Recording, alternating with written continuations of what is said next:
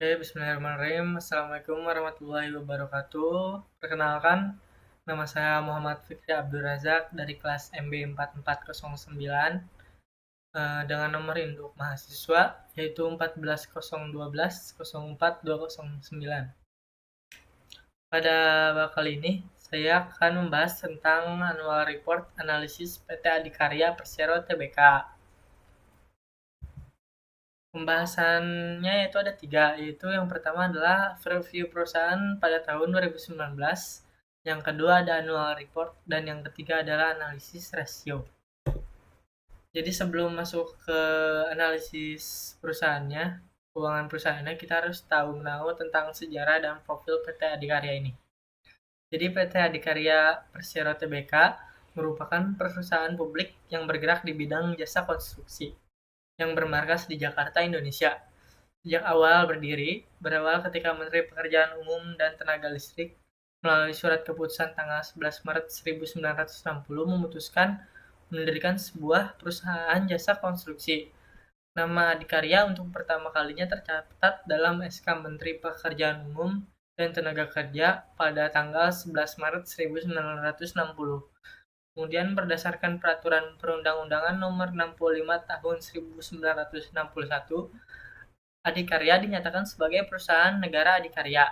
Pada tahun itu juga, berdasarkan perundang-undangan, yang sama perusahaan bangunan bekas milik Belanda yang sudah dinasionalisasikan, yaitu Associated NV, dilebur ke dalam Adikarya. Terhitung sejak tanggal 1 Juni 1974, Adi menjadi perseroan terbatas, berdasarkan pengesahan Menteri Kehakiman Republik Indonesia. Perusahaan ini merupakan perusahaan konstruksi pertama yang terdapat di Bursa Efek Indonesia atau IDX sejak 18 Maret 2004, di mana akhir tahun 2003 negara Republik Indonesia telah melepas kepemilikannya dari sebagian sahamnya sebesar 49% kepada masyarakat melalui mekanisme Initial Public Offering atau IPK. Dan selanjutnya kita akan membahas penjelasan dari current ratio ya. Biar tahu bisa nganalisis, kita harus tahu penjelasan dari current ratio itu apa. Jadi current ratio atau rasio lancar digunakan untuk mengevaluasi kemampuan perusahaan untuk membayar kewajiban jangka pendeknya, seperti hutang dan upah. Jadi ini dihitung dengan membagi aset lancar dengan kewajiban lancar. Semakin tinggi hasilnya, semakin kuat posisi keuangan perusahaan. Dan di sini juga ada rumusnya, yaitu current ratio sama dengan aset lancar dibagi kewajiban lancar. Terus di sini juga ada quick ratio. Quick ratio atau rasio cepat adalah salah satu rasio keuangan yang digunakan untuk mengukur posisi atau likuiditas perusahaan, proyek, pusat investasi, atau pusat laba. Ciri khusus rasio ini dan rasio likuiditas lainnya adalah quick ratio, hanya memperhitungkan kas dan item setara kas untuk perhitungan interpretasi. Rumusnya yaitu quick ratio sama dengan aset lancar dikurang persediaan dibagi kewajiban aset lancar. Dan di sini ada perhitungan current ratio dan quick ratio. Terus kita akan bahas current ratio dulu. Current ratio dibagi current liabilities. Jadi current ratio-nya itu 24 triliun 493 miliar 176 juta 968.328 rupiah dibagi 30 triliun 315 juta di 30 triliun di 30 triliun 315 miliar 155 juta 278.021 rupiah. Dan ini jawaban yang dibulatkan yaitu 123,78%. Jadi ini dibagi ya. Terus di sini juga ada quick ratio. Jadi rumusnya ini tadi yang current asset inventory dibagi current liabilities. Nah, di sini ada perhitungannya yaitu 30 triliun 315 315 miliar 155 juta 278.021 rupiah dikurang 326 miliar 502 juta 611.572 rupiah dibagi 4.973.179.969.328 rupiah. Dan ini kita bulatkan, tadi sudah dijumlahkan oleh saya, sekitar segini dapatnya, yaitu 122,43%. Jadi kesimpulannya yaitu dari ke current ratio dan quick ratio ini, yaitu current dari current ratio ya, kemampuan perusahaan dalam membayar kewajiban finansial jangka pendek dengan menggunakan aktiva lancar, yaitu sebesar 123 dari perusahaan adikarya. Dan quick ratio-nya yaitu quick ratio-nya ini dikatakan baik dalam perusahaan adikarya ini apabila memiliki nilai lebih besar 1, maka PT Adikarya memiliki kemampuan dalam memenuhi kewajiban hutang lancar sebesar ini ya, 122/43%. Dan selanjutnya kita akan menganalisis masih average collection period. Jadi di sini ada account receivable dibagi average sales per day. Jadi di sini berapa ini ya? 3.904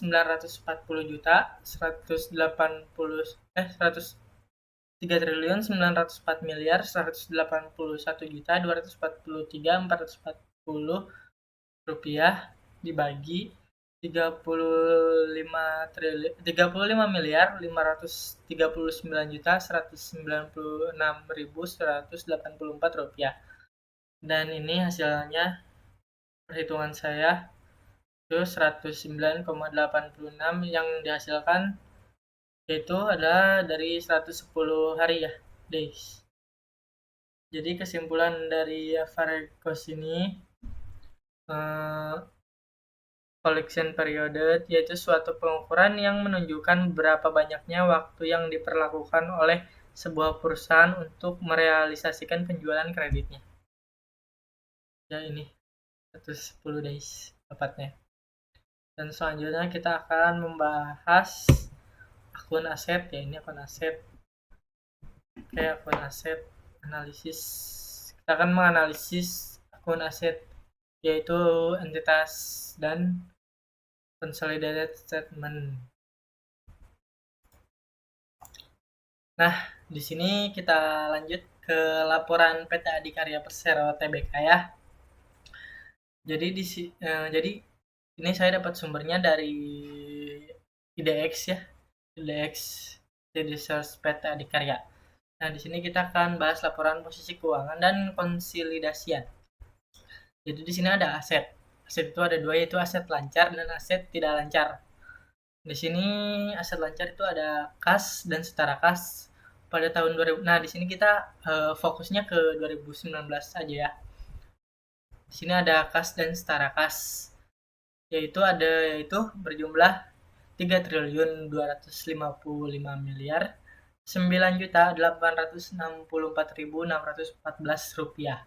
Di sini juga ada pihak-pihaknya, yaitu ada pihak berelasi, yaitu segini 1.336.746.916 rupiah. Dan pihak ketiga pada tahun 2019 yaitu 2.867.431.524 rupiah. Dan di sini ada piutang referensi ya, pihak berelasi itu segini, dan bisa dilihatlah pihak berelasi segini. Terus di sini juga ada pihak ketiga juga, dan tagihan bruto pemberi kerja sekitar segini, pihak ketiga segini.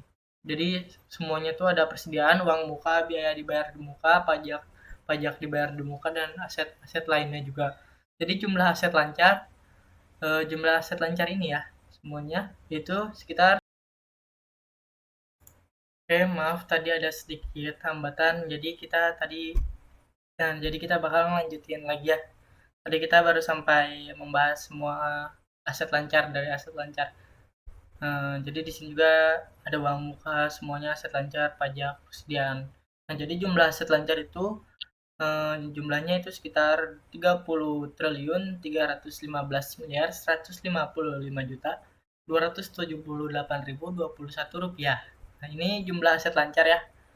Jumlah aset lancar bisa kita buletin dulu nih pakai pen.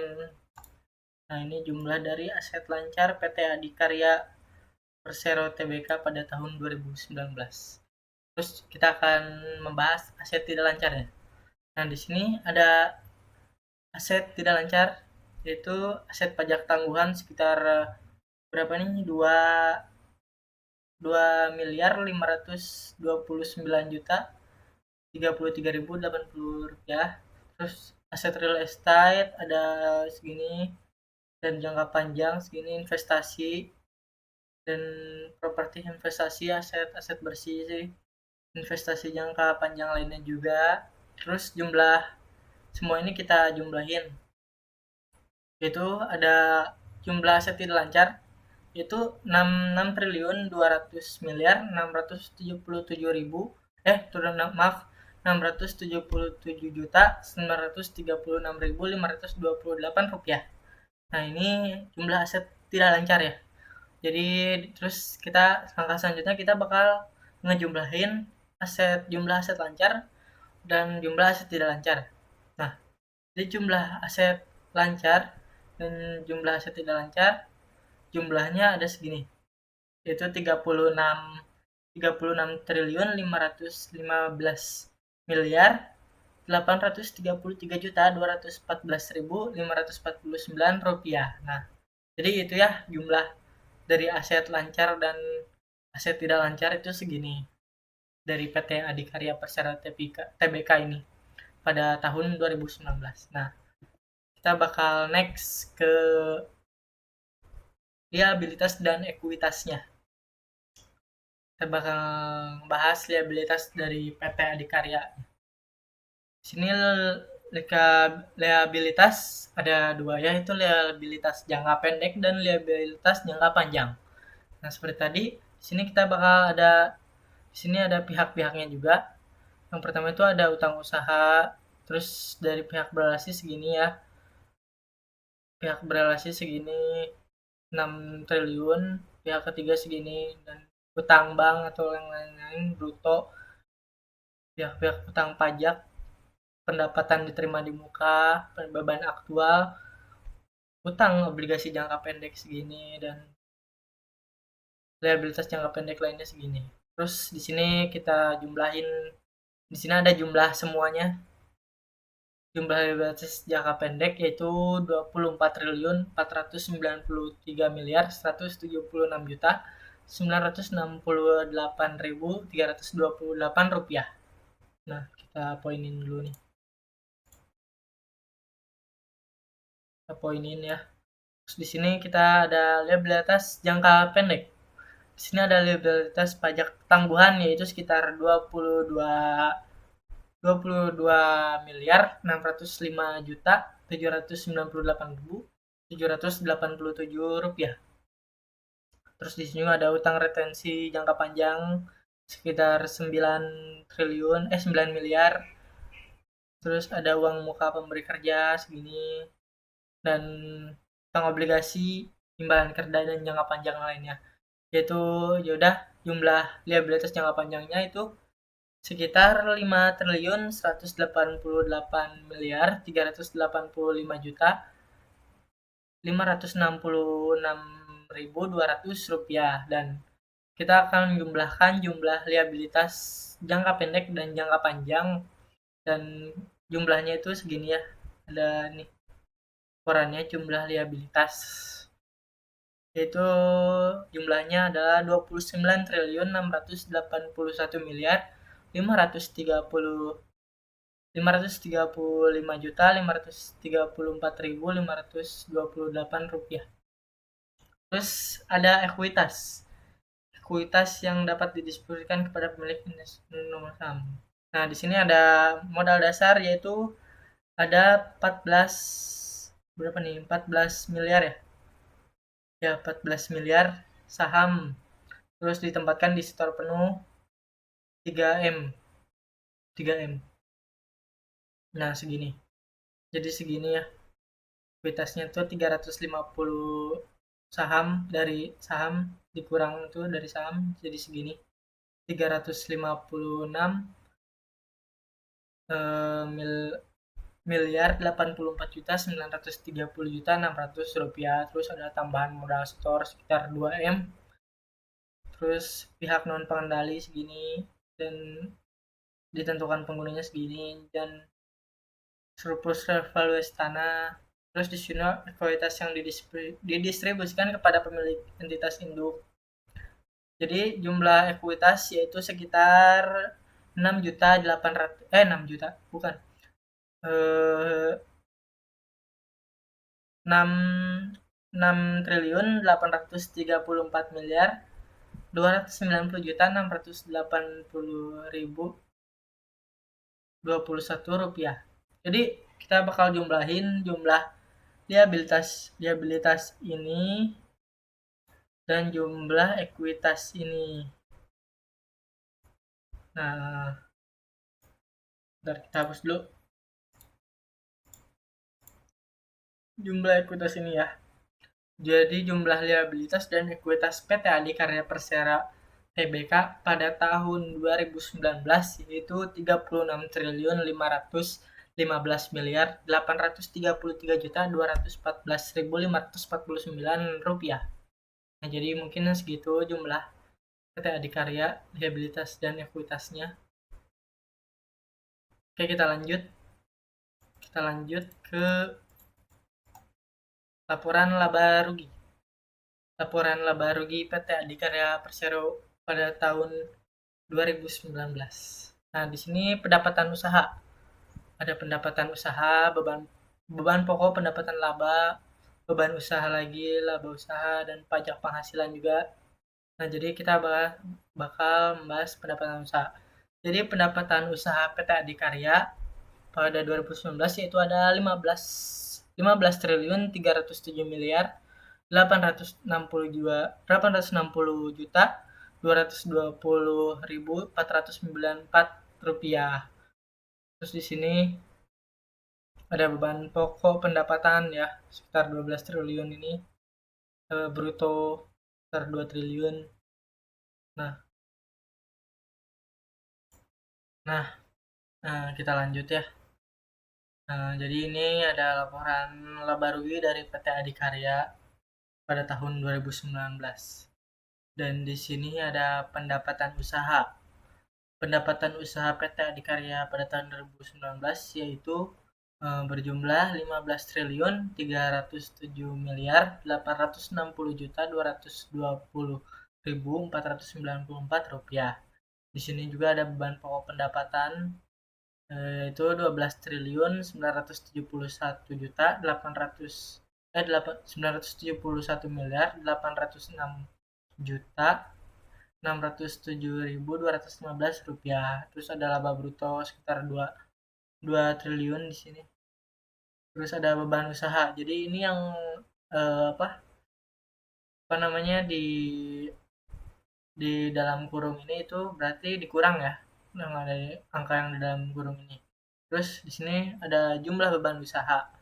Jumlah beban usahanya berarti 894 miliar 67 juta 305.939 rupiah. Terus ada laba usaha 1 triliun 440 miliar 986 juta 307.340 rupiah. Terus di sini juga ada beban lainnya bersih atau beban keuangan. Terus laba sebelum pajak. Di sini ada laba sebelum pajak berjumlah 689 miliar 491 juta 539.347 rupiah. Terus ada pajak penghasilan. Nah, terus di sini ada laba tahun berjalan. Laba tahun berjalannya berjumlah 660 miliar 48.421.529 rupiah. Terus laba komprehensif tahun berjalan, yaitu jumlahnya 665.907.564.805 rupiah. Nah, jadi laba yang didapatkan didistribusikan pada pemilik atau induk segini, dan jumlah yaitu sekitar 660 miliar 428.421.529 rupiah. Terus di sini ada laba komprehensif. Nah, di sini pemilik kepentingan pengendali, yaitu jumlahnya 665.607.564.805 rupiah. Nah, jadi mungkin itu saja sih yang bisa saya sampaikan tentang laporan ini, laporan PT Adikarya Persero Tbk pada tahun 2019. Terima kasih atas perhatian. Apabila ada kesalahan mohon dimaafkan, dan kata-kata yang kurang tersampaikan itu mohon maaf ya. Terima kasih atas perhatiannya. Saya Muhammad Fikri. Assalamualaikum warahmatullahi wabarakatuh. Terima kasih.